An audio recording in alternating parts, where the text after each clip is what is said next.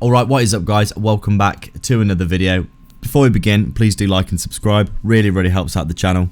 And with that being said, we are taking a look at XRP here. You can see here really not that much has been happening over the past week or so for XRP. Really it has just been bouncing up and down in a little bit of a range like this, in and around that 0.23 Fibonacci level. I did say when we came back to retest this level here that this would be an area that we'd probably see a bounce. And you can see all the wick rejections of the low every single time that we come down to this 0.23 level here. XRP is getting bought up quite significantly with long positions.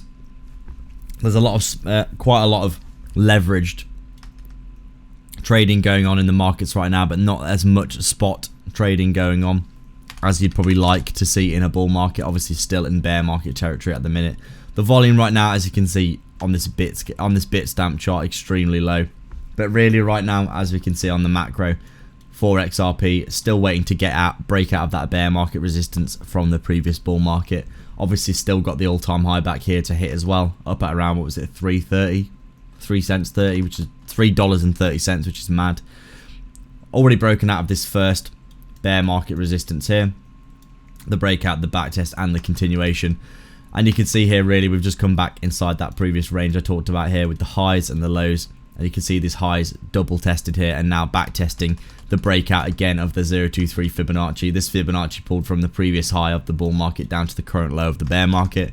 And right now we are just, basically getting a breakout of the bear market resistance, the first one, a breakout of the 0.23, and now really we are hopefully looking for another bounce to the upside, which I do think is probably on the cards as long as Bitcoin behaves over the next few weeks to the next few months, obviously going into 2024, which will be when we basically have the next Bitcoin halving and probably another bull run.